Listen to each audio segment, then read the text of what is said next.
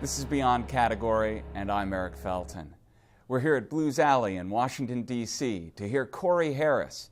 He's a singer and a guitarist who starts with the blues and mixes in music from Africa and the Caribbean to make something fresh and new.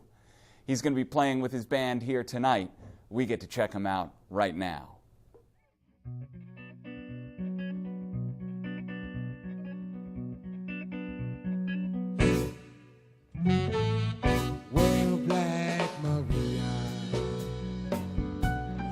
Children are calling you. They walk 1,000 miles, even the poor, sick, and the lame. High in Zion, the faithful keep their fires burning for you. Your black hand worn bare till the brass shine through. Children have kissed you there, kisses sweeter than the morning dew. Mama Africa, where the white meets the blue night. Black Maria, first in line. Mother true, divine. Indigo, a heart. Mother of humanity, Mother Mary can't replace you. A million armies, they can't erase you,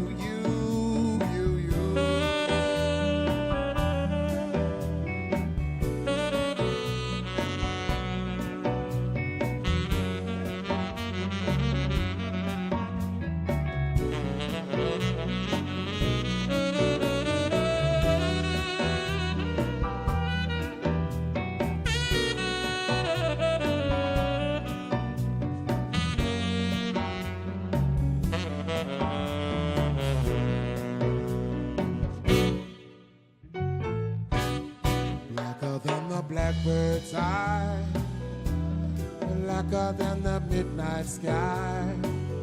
Black Maria like a bird at sea, wings on the wind eternally. Blacker than the blackbird's eye, blacker than the midnight sky. Black Maria like a bird at sea, wings on the wind eternally.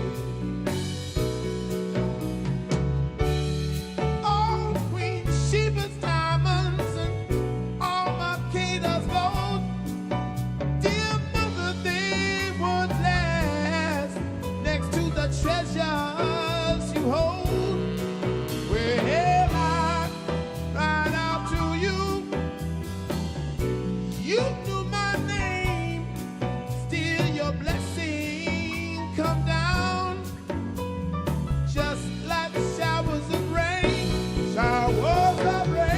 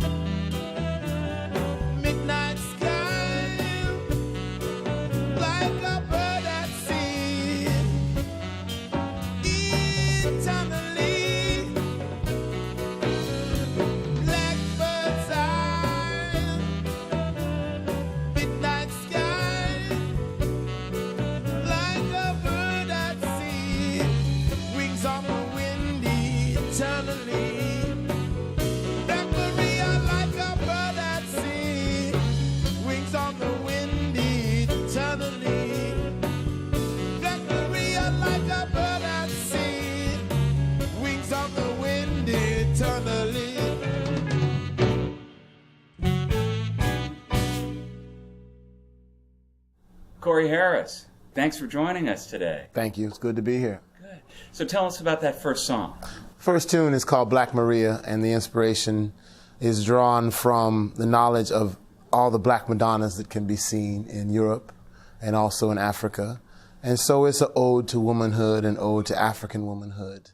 Your music blends so well not only American blues music, but the roots of that music that go back to Africa. You spent a lot of time in Africa. How did you first get interested in finding the roots of American music?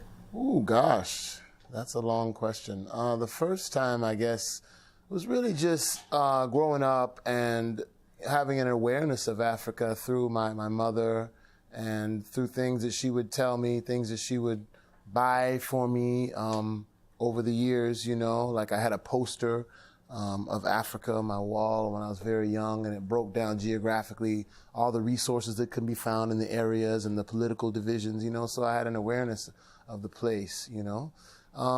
So it began there. It began there in the home. And then later on, when I got to be in school and studied even more about the Mafa, the Middle Passage, you know, our history as a people and what African people have gone through, you know, it made me even more inspired. And of course, after a while, that comes out in the music as well.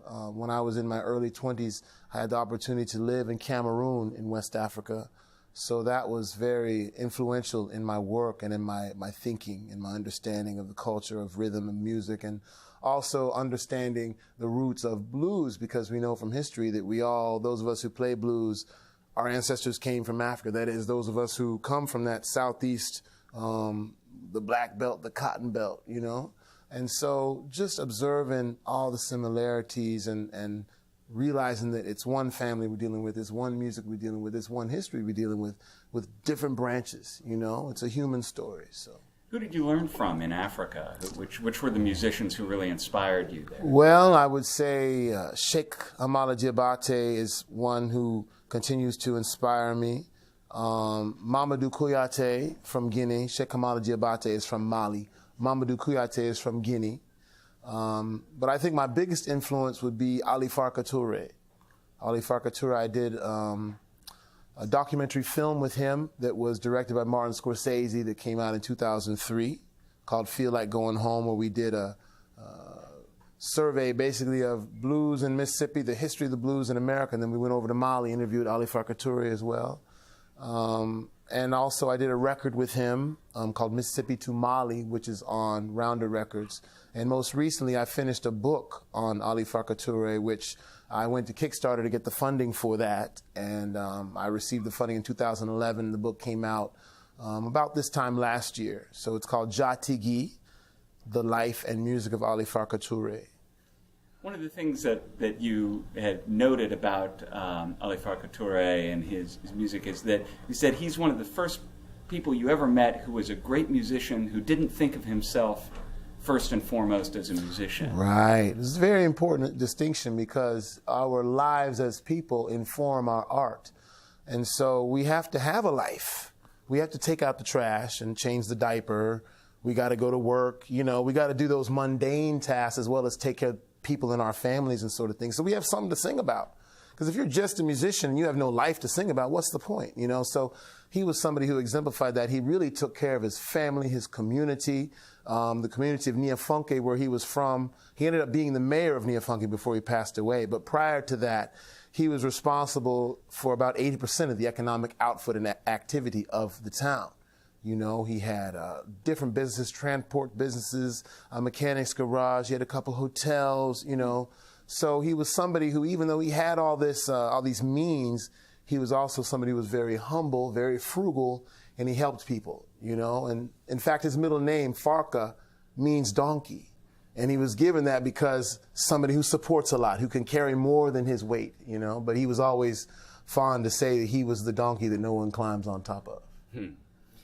Well, we love hearing you with the whole band, but you're such a great guitar player and in that blues tradition of playing guitar and singing. I'd love to have you do something guitar solo and singing. What could you do for us next? There's a tune that I wrote called Fulton Blues for my newest record of the same name. And Fulton Blues talks about the history of that area on the east side of Richmond In fact, it was the city in Virginia. Which is in Virginia, yes, the capital of Virginia. And of course, Richmond was second only to New Orleans as a slave market during slavery in the United States. And so there's a lot of history, a lot of overlooked history as well. And one history is that of Fulton, where it was a community that sprung up at the actual docks, which were the first point of landing in that part of the state of the English, which became Manchester Docks, which is where they offloaded all the enslaved Africans and marched them to Shockoe Bottom to be sold. And so from those docks evolved this community, which originally was called Rockette's Landing. And then later on, a man named Fulton Bakhtiari became known as Fulton. And then in the modern era, it was a very self-sufficient black town. Of course, many black towns were because of segregation, even though it was right on the border of Richmond. It had all its own businesses, factories, civic organizations, and everything.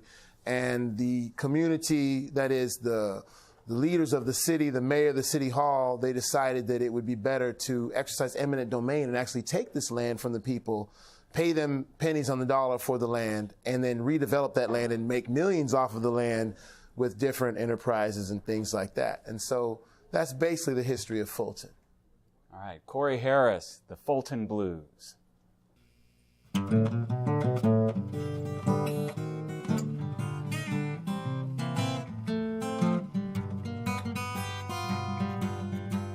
Well, Fulton, Fulton, what done happened to you?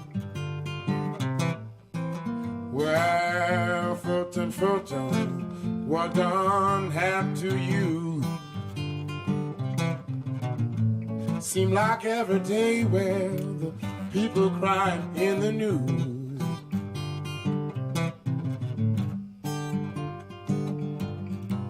You go to Fulton to Henrico, though you be wildin' out. From Fulton to Henrico, though you be wildin' out. Pants down to their knees where screw faces on their mouths.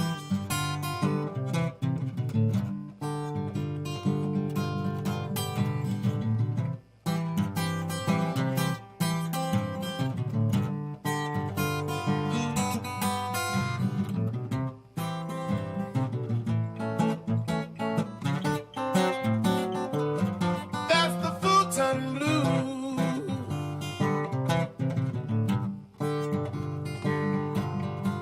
Well, I've been to the bottom and the top of the hill. Well, I've been to the bottom and the top of the hill. Some people are always hungry and some can't get their fill.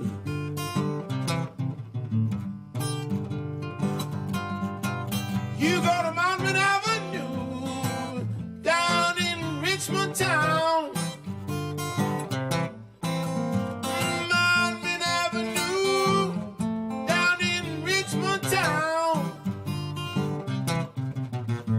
Them rebels look like devils. I guess I'm Fulton bound.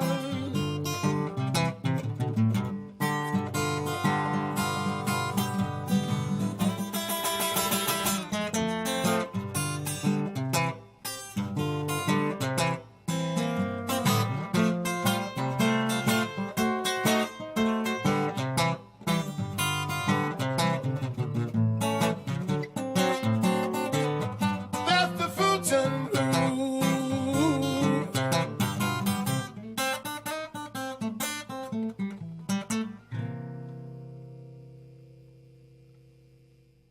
Corey Harris, Fulton Blues, all about taking people's land away.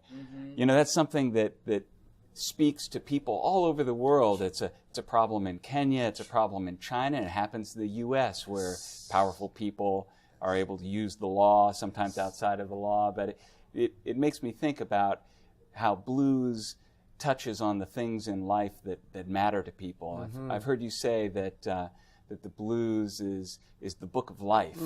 So to what extent are you able to say things in the music that you wouldn't be able to necessarily have the same effect just saying straight out? Well, to the extent that I can put it into a song and make it repetitive so that the information sticks in someone's mind and it runs back in their mind. That's what art does. That's what music does. So you hear a memorable line, the line, you will remember it as well as the words, and you'll continue to hum it, and it might even take your brain over. I get this song out of my head, but that's what it's for. It's for to plant a seed in your mind, you know? And so that's what I try and do. I try and impart that information in a way that the people like to hear it and that they percolate or meditate on that information after they've been attracted to the musical line. I also like telling the story of particular people. You know, it's a political song, but it's not just big picture politics. It's rooted in the experience of real people and an individual story. Yeah, I mean, land is a central part of identity. You know, land is what people have so that they can show I'm somebody, I come from someplace, I have other people who are like me, we come from this place. And so when you take people's land away, you take away so much from them, you know, and there's still people in Richmond to this day who are alive and who remember Fulton the way it used to be. And, you know, like you said, it happens all over the world. I mean, we think about this happening in different countries, in Ethiopia, in Mali, like you said, China, and also here in the U.S., you know, so it's something that is a global issue and something, as artists, we have to sing about, so. Well, I'd love to hear you sing about something else as well. So what else could you do for us? Well, you know, we have to sing love songs, you know. We have to love. We have to take care of one another. We have to form relationships, because as human beings, that's what defines our time on this earth, is the quality of our relationships, whether they be work, your friends, people you barely know, your neighbors are the ones that you love the most, you know. And so this tune was called Black Woman Gates, and it's just that feeling of being away from home. I might be on tour somewhere and I want to get home to my woman, you know, and get home and recharge so I can go out again and do what I have to do. Terrific. Yeah. Corey Harris.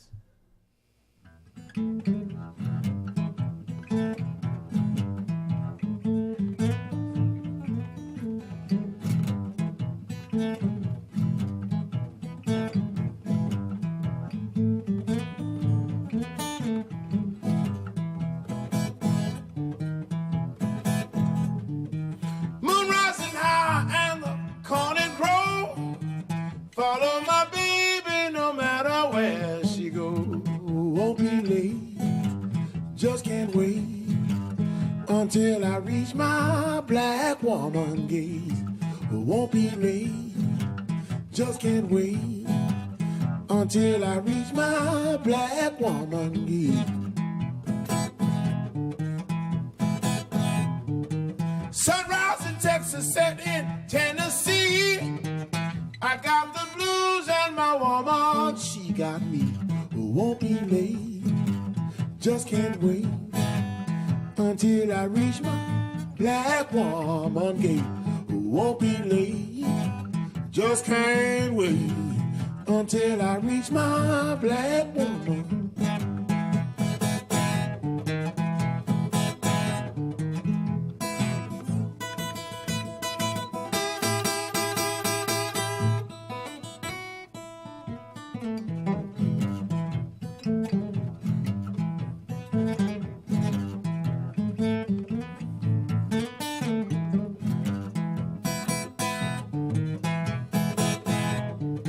Six shaggy puppies, one old mangy hound. Take all them dogs just to run my rider down. Won't be late, just can't wait until I reach my black. Won't be late, just can't wait until I reach my black woman gate. Won't be late, just can't wait until I reach my black woman gate.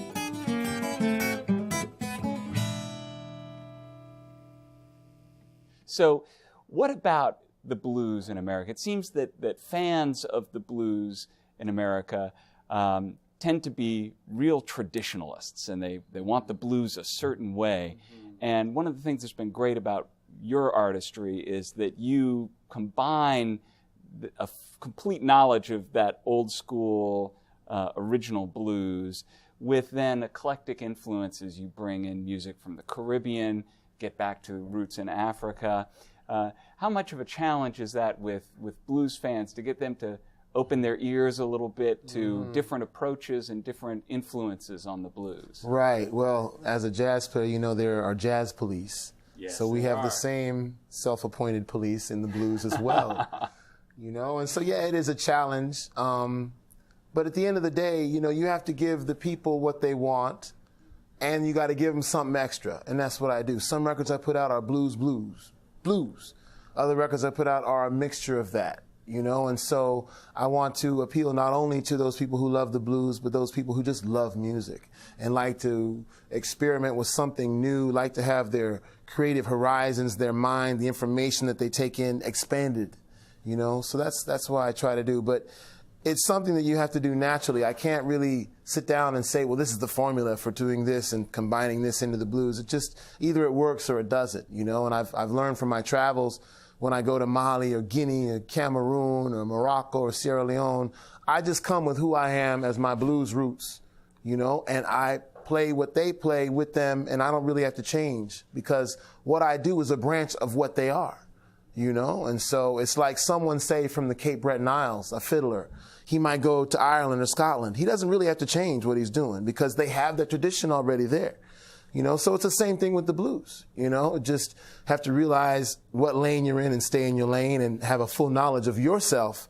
And then those people where you're going, they will expand themselves to meet creatively what you're doing.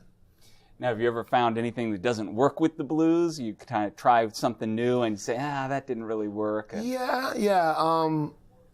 If you try and make it too complex quarterly, because blues is about simplicity and about being able to be creative with a very small set of rules that don't really change a whole lot. So if you, say, try and put in, say, a classical sort of feel to the blues and have a lot of movement and sections and different chords and counterpoint, well, it's like blues fans won't be drawn by that because that's not the history of the blues.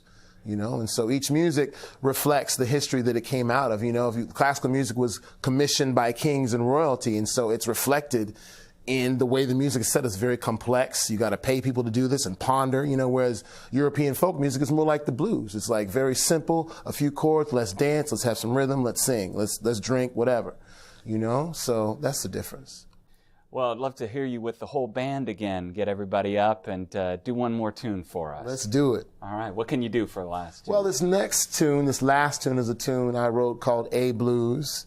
And really it was supposed to be a blues, but it happens to be in the key of A. In the key of A, so it's an A blues. So it's a meditation on really capital punishment.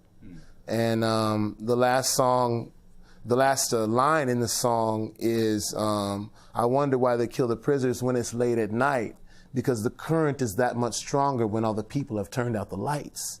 So, you know, in light of all the things going on in the justice system nowadays, and I read that 125 people this year, that is last year, were exonerated.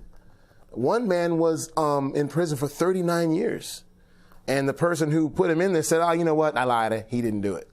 You know, so there's got to be artists who come out and say something about this, because with the blues, you know, it's the news of what's going on. It's not to be something preserved and put in formaldehyde and put in the mason jar and taken out when we want to have a good time. It's really something like a living art.